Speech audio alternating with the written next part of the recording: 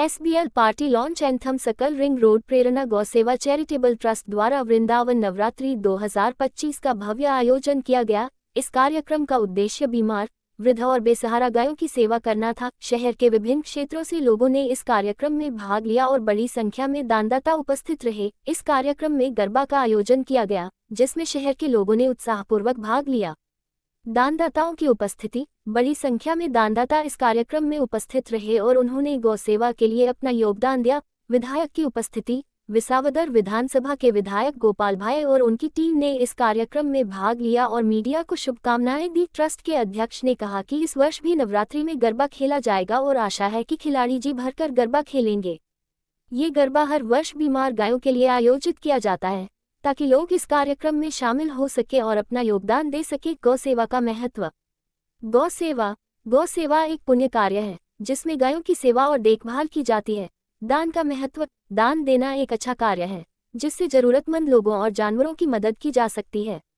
यह आयोजन सूरत की सांस्कृतिक विरासत को प्रदर्शित करने का एक उत्कृष्ट उदाहरण है, जिसमें स्थानीय समुदाय की भागीदारी और उत्साह देखने को मिलता है। आप देख रहे हैं आस्था भारत न्यूज। ऐसी डेली खबर देखने के लिए चैनल को सब्सक्राइब करें और शेयर करें। जय हिंद, जय भारत। हमारे सहयोगी जयू भाई ताक के साथ दीपक कौशल की रिपोर्ट, सूरत। અમારો anthem circle ring road canal રોડે છે કાર્યક્રમ ગૌ સેવાના લાભાર્થે નવરાત્રી મહોત્સવ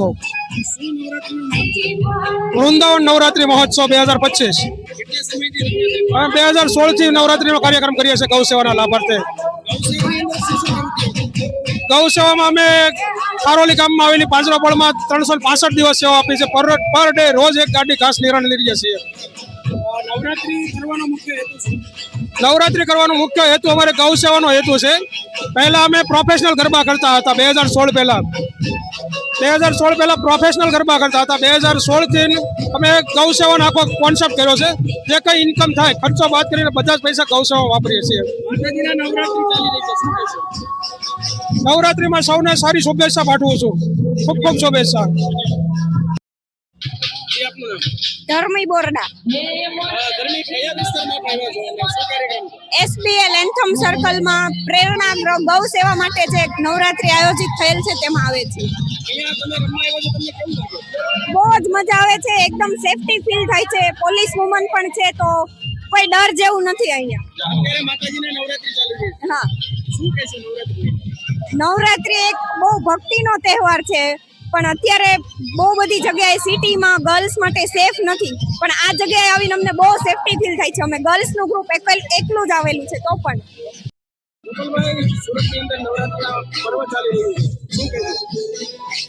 આજે પ્રેરણા ગૌશાળા ચેરિટેબલ ટ્રસ્ટ દ્વારા આયોજિત વૃંદાવન નવરાત્રી મહોત્સવમાં મેં હાજરી આપી છે।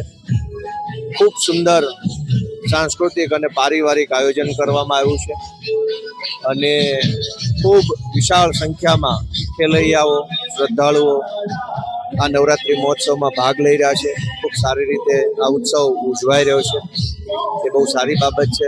હું સૌ ખેલૈયાઓને શુભેચ્છા પાઠવું છું અને માતાજીને પ્રાર્થના કરીએ કે માતાજી આપણને બધાને ખૂબ શક્તિ આપે, ખૂબ આપણને સ્વાસ્થ્ય આપે, આપણે આપણા દેશનું, આપણા રાજ્યનું સારું કરી શકીએ એવું બને।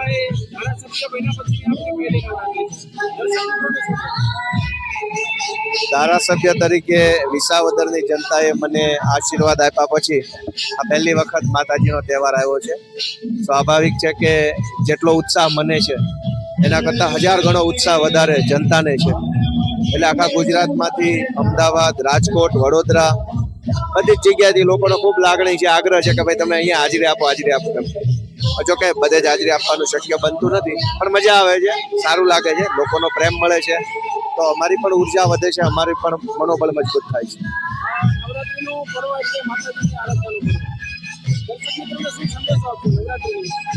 એમાં સંદેશો આપવા જેવું કઈ છે નહીં। લોકો ખૂબ જ્ઞાની છે, સમજુ છે, અનુભવી છે। લોકો જે કાંઈ કરે છે ખૂબ સારું છે। કહેવાનું એટલું જ છે કે અમને થોડો ટેકો આપતા રહે।